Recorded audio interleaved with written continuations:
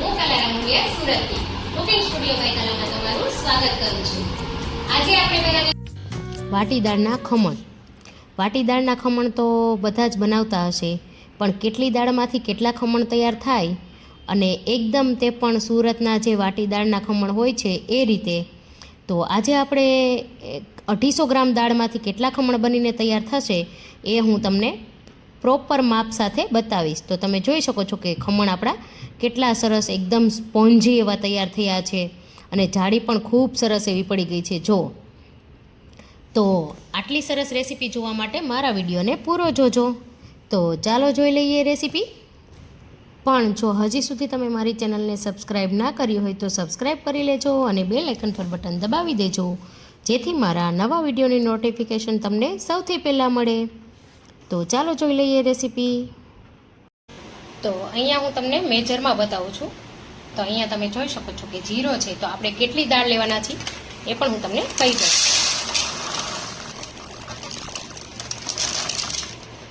આપણે અહીંયા 250 ગ્રામ જેટલી દાળ લીધી છે. તો હવે આ દાળને આપણે 2 પાણીથી સારી રીતે એકદમ ક્લીન થાય ત્યાં સુધી ધોઈ અને 4 થી 5 કલાક માટે પલાળી રાખવાની છે. તો 5 કલાક પછી તમે જોઈ શકો છો કે દાળ સરસ એવી ફૂલી ગઈ છે. આ રીતે જો એક તોડીને પણ તમને બતાવું. જો આ રીતે તૂટી રહી છે. જો ખૂબ સરસ એવી પલળી ગઈ છે અને સાઈઝમાં ડબલ થઈ ગઈ છે. હવે દાળમાંથી આપણે પાણી નિતારતા જવાનું છે અને એક મિક્સર જારમાં તેને લઈ લેશું. બધી દાળ એકસાથે નથી ઉમેરવાની, નહીતર સારી રીતે ક્રશ નહીં થાય. તો હું અહીંયા 2 બેચમાં દાળ લઈશ. તો દાળ લઈ લીધી છે, ત્યારબાદ મેં આદુનો ટુકડો લઈ લીધો છે, તેના થોડા નાના ટુકડા કરી ઉમેરી દેવાના છે. સાથે જ અત્યારે અહીંયા ઉમેરીશું આપણે. ત્યારબાદ મરચી લઈ લેવાની છે, જેટલું તીખાશ ખાતા હોય એટલી. પિંચ જેટલી હળદર, ખાલી એક ચપટીમાં આવે તેટલી, વધારે નથી ઉપયોગ કરવાનો. અને હવે છેલ્લે આપણે અડધી ચમચી જેટલા લીંબુના ફૂલ ઉમેરીશું. જો તમને ખટાશ ઓછી પસંદ હોય તો ઓછા ઉમેરવા, પણ અહીંયા આટલા તો જરૂર પડશે જ. લીંબુ આમાં નહીં ચાલે. જો તમારે બાર જેવા બનાવવા હોય પરફેક્ટ, તો આ ઉમેરવું કમ્પલસરી છે. તો હવે આપણે તેને પીસી લઈશું. તો મેં એકવાર થોડું પીસી લીધું છે અને તમે જોઈ શકો છો કે આ રીતે એકદમ ડ્રાય છે. તો આપણે તેમાં થોડું 3 થી 4 ચમચી જેટલું પાણી ઉમેરવાનું છે કે જેથી સરસ પીસાઈ જાય. આ રીતે બધી જ દાળ પાછી ઉમેરી અને થોડું પાણી 3 થી 4 ચમચી જેટલું ઉમેરી દેવાનું છે, જેથી સરસ પીસાઈ જાય. તો હવે આપણું અહીંયા પીસાઈને રેડી થઈ ગયું છે. તમે જોઈ શકો છો આ રીતે હાથમાં લઈએ તો થોડું દરદરું છે, માઇનર દરદરું. આટલું રાખવાનું છે, એકદમ લીસું નથી બનાવવાનું. તો આને આપણે બીજા વાસણમાં કાઢી લઈએ. તો મેં તેને પ્લાસ્ટિકનો આ રીતનો એક ડબ્બો છે તેમાં કાઢી લીધું છે. તમારે જો આથો સરસ લાવવો હોય તો આ રીતનો પ્લાસ્ટિકનો ડબ્બો યુઝ કરશો તો આથો ખૂબ જ સરસ આવી જશે. તો હવે આપણે બીજો બેચ પણ પીસી લઈએ. હવે આ બેચમાં આપણે કંઈ જ ઉમેરવાનું નથી. આપણે જેટલું ઉમેરવાનું હતું તેટલું પેલા ભાગમાં ઉમેરી દીધું હતું. હવે આને ખાલી પીસવાનું જ છે આપણે. અહીંયા મારે બીજો બેચ પણ પીસાઈને રેડી થઈ ગયો છે. એ જ રીતે થોડું માઇનર દરદરું છે. તો હવે એને પણ આપણે કાઢી લઈશું. થોડું બીજા બાઉલમાં થોડું પાણી ઉમેરી દઈશું સાથે.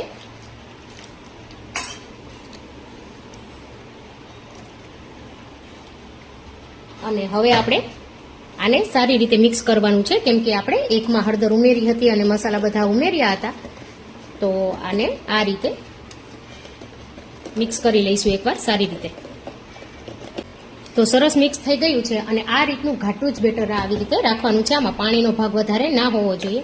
જો પાણી વધારે હશે તો આથો સારો નહીં આવે.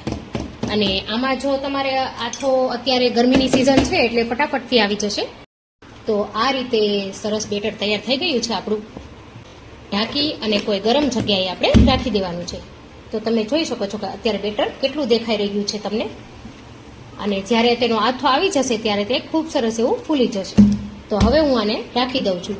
અને તમારે જો આથો બરાબર ના આવતો હોય તો તેમાં અડધી ચમચી જેટલા મેથીના દાણા જ્યારે તમે દાળ પલાળો ત્યારે જ ઉમેરી દેવાના. તો હવે હું આને રાખી દઉં છું. તો 7 કલાક પછી તમે જોઈ શકો છો કે આથો કેટલો સરસ આવી ગયો છે. આ રીતે તમને જાડી પડેલી દેખાતી હશે. જો દેખાઈ રહ્યું છે. અને બેટર એકદમ સરસ ફૂલી ગયું છે, તમે જોઈ શકો છો. તો જો હું તમને બતાવું આથો. જો કેટલો સરસ એવો દેખાઈ રહ્યો હશે તમને. જો એકદમ જાડી હું તમને નજીકથી બતાવું. હવે તેને સારી રીતે ફેટી લેવાનું છે. આ રીતે જો એકદમ જાડી જાડી થઈ ગયો છે. તો હવે આપણે તેમાં મીઠું ઉમેરવાનું બાકી હતું, તો હવે આપણે મીઠું સ્વાદ અનુસાર ઉમેરી દઈશું. અને ત્યાર પછી 2 મોટી ચમચી જેટલું તેલ ઉમેરવાનું છે, કે જેથી ખમણમાં ડૂચાળો ના લાગે અને સરસ સોફ્ટ બનીને તૈયાર થાય. તો હવે આપણે એકદમ સારી રીતે તેને હલાવી લઈશું. આ રીતે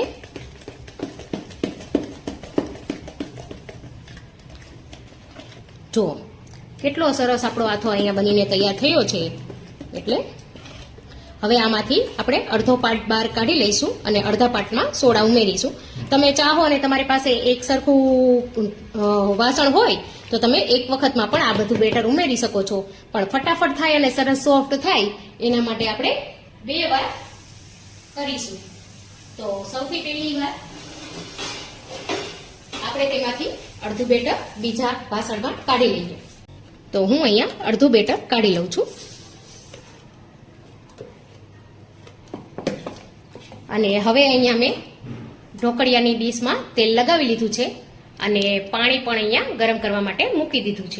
અડધી ચમચી કરતાં પણ થોડા ઓછા તમને દેખાઈ રહ્યા હશે, નજીકથી બતાવું તો. આટલા આપણે બેકિંગ સોડા ઉમેરવાના છે. તેના પર આપણે ખાલી 2 ટીપા લીંબુનો રસ, જેથી સોડા સરસ એક્ટિવેટ થઈ જાય આ રીતે, અને થોડું 1 ચમચી જેટલું પાણી. હવે આપણે તેને સારી રીતે ફેટી લેવાનું છે. જો કેટલું સરસ એકદમ બેટર આપણું હળવું થઈ ગયું છે. અને નજીકથી બતાવું તમને તો આ રીતે એકદમ બબલ્સ આવી ગયા છે સરસ. તો હવે આપણે તરત જ આપણે થાળીમાં ઉમેરી લેવાનું છે. જો એકદમ સરસ ફીણ ફીણ થઈ ગયા છે આ રીતે. તો હવે આપણે તેને ઉમેરી દઈએ.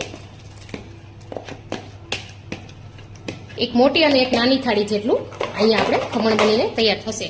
વધારે પડતું આપણે તેને પછાડવાનું નથી, કેમ કે એર બબલ્સ થોડા હશે તો એકદમ સરસ સોફ્ટ થશે.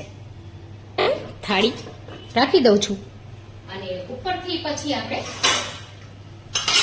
ઢાંકણ ઢાંકી અને 10 થી 12 મિનિટ સુધી ચડવા દેવાનું છે. જો વચ્ચેથી ખોલશો તો ખમણ સરસ નહીં ફૂલે, એટલે 10 થી 12 મિનિટ સુધી આ રહેવા દેવાનું છે. તો 15 મિનિટ થઈ ગઈ હતી તો મેં આ ડીશ ઉતારી લીધી છે. તો હવે આપણે ચેક કરી લઈએ કે આપણી ડીશ પરફેક્ટ બની છે કે નહીં. અંદરથી જો એકદમ ક્લીન આવે છે સળી. તો અહીંયા આપણા ખમણ બિલકુલ બની ગયા છે. તો હવે તેને 5 મિનિટ ઠંડુ થવા દઈશું અને ત્યાર પછી આપણે તેના કાપા પાડીશું. અને અત્યારે મેં બીજી ડીશ પણ થવા માટે મૂકી દીધી છે. તો હવે અહીંયા બંને થાળી ખમણ બની ગયા છે. તો આપણે કાપા પાડી લઈએ. જો અને હું તમને હમણાં વચ્ચેથી એક કાઢીને પણ પીસ બતાવું. જો દેખાઈ રહી હશે તમને જાડી, કે ખૂબ સરસ એવી જાડી પડીને તૈયાર થઈ છે. અને આ રીતે પ્રેસ કરો તો એકદમ પ્રેસ થઈ જાય છે અને આ રીતે પાછા ફૂલી જાય છે. જો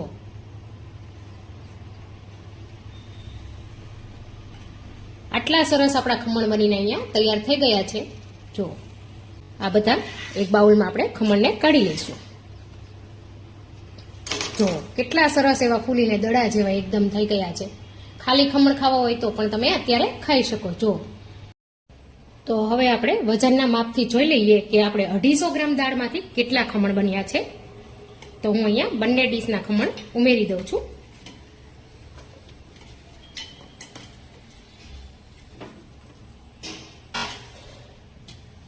તો તમે જોઈ શકો છો કે 250 ગ્રામ દાળમાંથી આપણે અહીંયા 700 ગ્રામ ખમણ બનીને તૈયાર થઈ ગયા છે. જો આખી કાથરોડ ભરાઈ ગઈ છે. 700 ગ્રામ ખમણ બનીને અહીંયા તૈયાર થઈ ગયા છે. તો હવે અહીંયા મેં 2 મોટી ચમચી જેટલું તેલ ગરમ કરવા માટે મૂકી દીધું છે. આપણે ખમણનો વઘાર કરવાનો છે. તો એક મોટી ચમચી જેટલી રાઈ ઉમેરી દેવાની છે. હજી થોડી વધારે ઉમેરીશું. ખમણમાં રાઈ ખૂબ જ સરસ લાગે છે. તો રાઈ સરસ તતડવા લાગી છે તો ગેસની ફ્લેમ અહીંયા બંધ કરી દઈશું અને રાઈને એકદમ તતડવા દઈશું.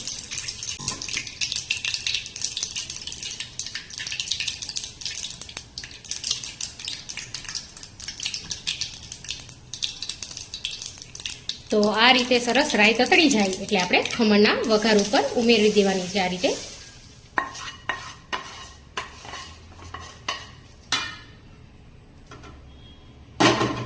અને હવે બધું જ સારી રીતે આ રીતે મિક્સ કરી લઈએ જેથી રાઈનો ટેસ્ટ અંદર સુધી ચાલ્યો જાય. મેં અહીંયા મોટા મોટા ટુકડા કર્યા છે. જો આ રીતે સરસ બધી બાજુ વઘાર પહોંચી ગયો છે, તમે જોઈ શકો છો. તો તૈયાર છે સરસ મજાના વાટીદાળના ખમણ. તમે પણ ઘરે ચોક્કસથી ટ્રાય કરજો અને કમેન્ટ કરીને કહેજો કે તમને મારી રેસીપી કેવી લાગી. તો ફરી મળીએ નવી રેસીપી સાથે. Happy cooking, happy eating.